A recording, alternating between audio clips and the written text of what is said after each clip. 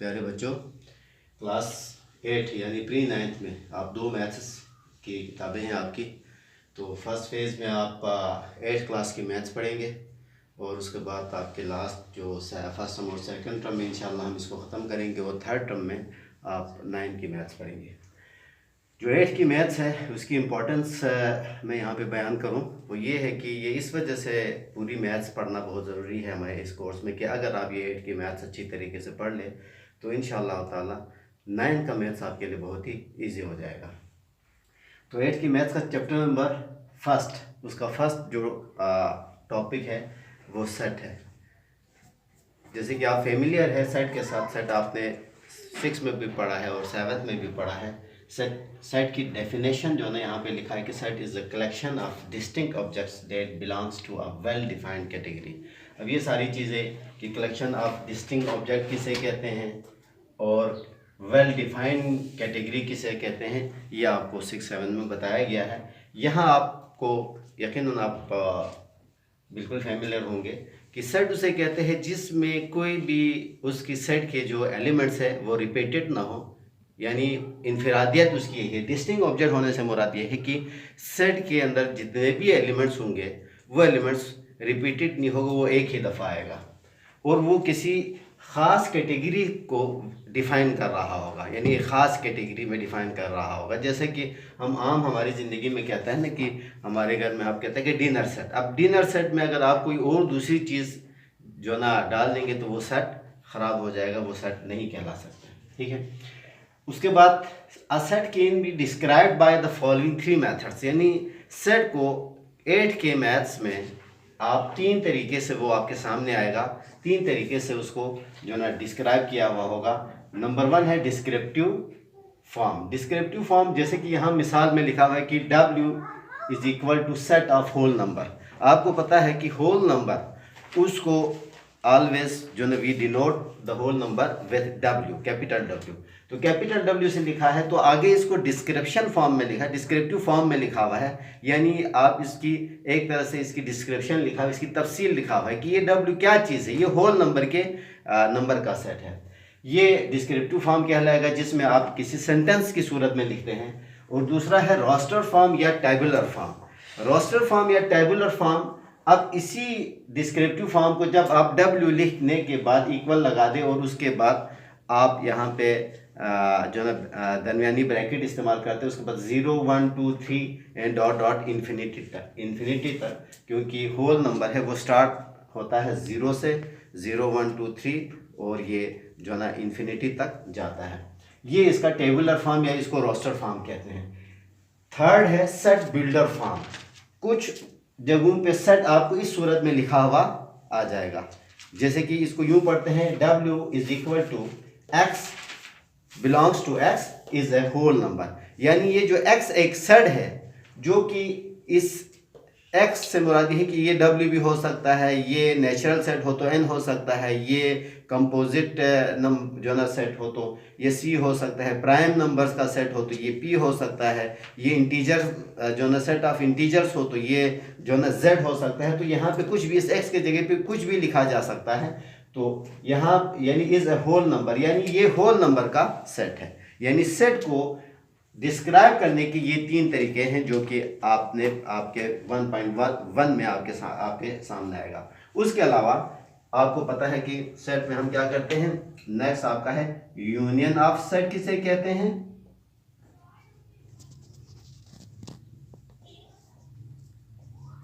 Intersection of set किसे कहते हैं। डिफरेंस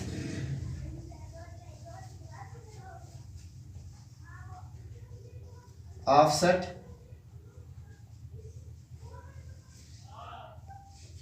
किसे कहते हैं। इन 3 को डिस्कस करेंगे। यूनियन ऑफ सेट, जैसे कि आपने 6-7 में पढ़ा है कि आप 2 सेट आपके पास है। For example set A is equal to 1 2 3 dot dot 8 और आपके पास सेट B है इज इक्वल टू 2 4 6 8 एंड 10। जब आप यानी इन दोनों को यूनियन का मतलब होता है एक करना, इन दोनों सेट का यूनियन मालूम करना है तो आप क्या करते हैं, आप यूनियन को जो ना वो डिनोट करते हैं इस यू से, यू से। इसको आप लिखेंगे A union B is equal to, फिर सेट ए के तमाम एलिमेंट्स को देखेंगे, सेट बी के तमाम एलिमेंट्स को देखेंगे, और इन दोनों में जो एलिमेंट्स हैं वो एक एक दफा लिखा जाएगा। यानी 1 सेट ए का एलिमेंट है एक दफा लिखा, 2 सेट ए में भी है, बी में भी है एक दफा लिखा, 3 जो ना सेट ए में है बी में नहीं है एक दफा लिखा, और 4 दोनों में है लिखा, 5 सेट ए में है एक दफा लिखा, 6 सेट ए में है बी में भी है, 7 सेट ए में है बी में भी है, 8 दोनों में है, 7 जो ना 7 ए में है और 8 दोनों में है, लेकिन 9 दोनों में नहीं है, 10 सेट बी में है। अब ये जो ना सेट ए और सेट बी का यूनियन है, यानी यूनियन निकालना। इंटरसेक्शन को यानी ये उल्टा यू के जो ना उसमें डिनोट करते हैं इंटरसेक्शन। इंटरसेक्शन से मुराद ये है कि इस दो सेट में कौन से एलिमेंट्स हैं जो दोनों में पाए जाते हैं, यानी मुश्तरक, इन दोनों में जो एलिमेंट्स मुश्तरक है वो इंटरसेक्शन होगा। यानी अगर आप ए इंटरसेक्शन बी मालूम करना है तो ये 2 दोनों में है, 4 दोनों में है, 4 दोनों में है, 6 है एंड 8 है जो इन दोनों में है। ठीक है, ये इंटरसेक्शन निकालने का तरीका। और डिफरेंस मालूम करने का तरीका है, डिफरेंस मिसाल एक तो सेट जो ना ए डिफरेंस बी, अगर ये डिफरेंस के लिए ये वाला निशान या ये वाला जो ना स्लैश भी इस्तेमाल करते हैं, यानी इसको भी आप पढ़ते हैं ए डिफरेंस बी और इसको भी पढ़ते हैं ए difference B.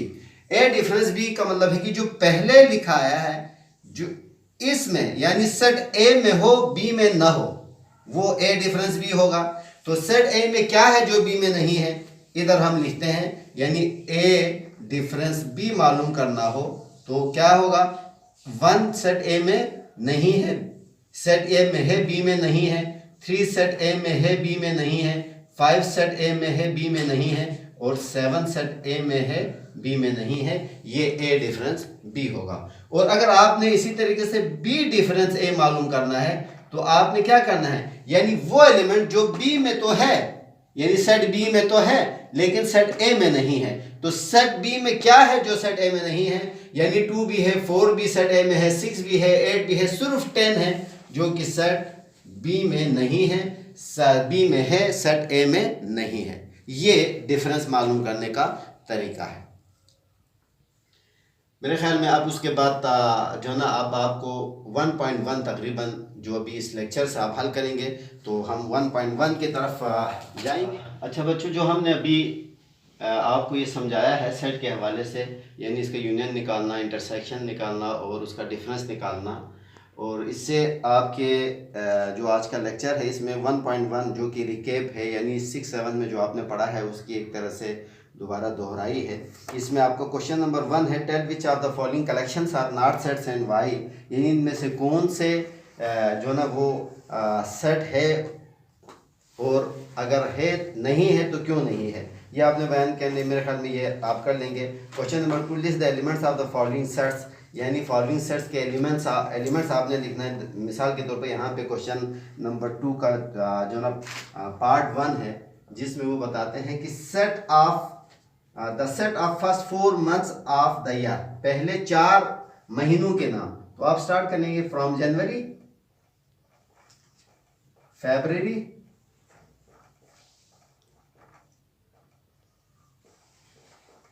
March and April. Set जब भी आप लिखेंगे तो आप इसको किस में लिखेंगे, आप इसको जो है ब्रैकेट्स के अंदर लिखेंगे। ठीक है, जनवरी, फरवरी, मार्च, अप्रैल। आप इस तरीके से लिखना बहुत आसान है, आप जो है कर चुके हैं 7th में, तो लिहाजा हम बड़ी तेज़ी से आगे जाते हैं। क्वेश्चन नंबर 3 है, right the following sales into descriptive form, यानी ये डिस्क्रिप्टिव फॉर्म में है, आप जो है ना ये डिस्क्रिप्टिव फॉर्म में था, आपने टेबुलर फॉर्म में लिख दिया है, यानी इस फॉर्म में था, इस फॉर्म में लिख दिया है। अभी इस फॉर्म में क्वेश्चन नंबर 3 इस फॉर्म में होगा, इसको डिस्क्रिप्टिव फॉर्म में लिखना है। जैसे कि मिसाल के तौर पर यहाँ पे क्वेश्चन नंबर 3 का 1 है आपका, यूं दिया हुआ है 2 3 5 7 11 डॉट डॉट डॉट इंफिनिटी। अब देखो इससे ये हमें पता चलता है कि ये प्राइम नंबर का सेट है। प्राइम नंबर का सेट है। प्राइम नंबर मीन्स वो नंबर्स जो अपने अलावा किसी और नंबर से डिविजिबल नहीं है। ठीक है, तो अब 2 3 5 7 और 11 यानी ये वो नंबर है जो अपने अलावा किसी दूसरे नंबर से डिवाइड नहीं होता है, लिहाजा इसको प्राइम नंबर कहेंगे। तो इसको डिस्क्रिप्टिव फॉर्म में लिखने के लिए आप क्या लिखेंगे? आप लिखेंगे कि P is equal to set of prime numbers. ठीक है, इसको डिस्क्रिप्टिव फॉर्म में लिखेंगे। इसी तरह से क्वेश्चन नंबर 4 है जिसको right the following sets into tabular form. इसको यानी इस फॉर्म में दिया हुआ होगा, इसको टेबुलर फॉर्म में लिख देना है। क्वेश्चन नंबर 5 भी आप इसी तरह जो ना कर लेंगे, सेट बिल्डर फॉर्म में लिखना है। उसके बाद क्वेश्चन नंबर 6 है जिसमें एक चीज़ आपको समझाना मैं ज़रूरी समझता हूँ, क्योंकि इसमें आपको इंटरसेक्शन और यूनियन, किसी दो सेट का यूनियन निकालना और इंटरसेक्शन निकालना तो सिखाया है, और उसका डिफरेंस भी निकालना। एक आता है किसी सेट का अगर आपने कंप्लीमेंट मालूम करना है, यानी इस ए के ऊपर अगर इस किस्म का एक निशान हो, यानी इस तरह का एक बार लगा हुआ हो, इसको क्या बोलते हैं? ए कंप्लीमेंट बोलते हैं। क्या बोलते हैं? ए कंप्लीमेंट।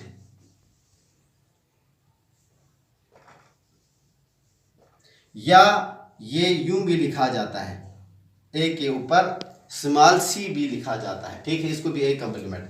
ए कंप्लीमेंट किसी भी सेट का, यानी किसी भी सेट का कंप्लीमेंट मालूम करना हो, वो ऑलवेज आप क्या करेंगे? यू से उस सेट को आप उसकी डिफरेंस मालूम करेंगे, यानी यूनिवर्सल सेट से उस सेट को जब आप माइनस कर लेंगे तब उसका कंप्लीमेंट मालूम हो जाएगा। जैसे कि क्वेश्चन नंबर 6 में एक सवाल मैं आप लोगों के लिए जो ना करूँगा कि अगर कहते हैं कि एक अगर इफ क्वेश्चन में है if u is equal to 1 2 3 dot dot dot 10 के और a is equal to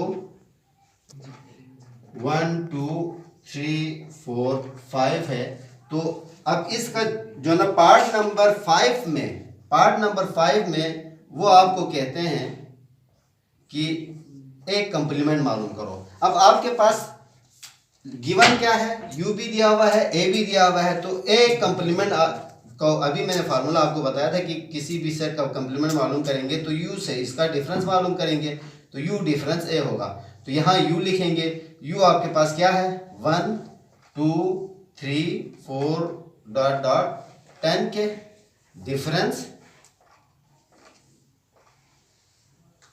difference आपका a क्या है? 1 2 3 4 5। ठीक है, अब डिफरेंस समझाते हुए मैंने कहा था इसका मतलब है कि वो एलिमेंट्स जो u में हो a में ना हो।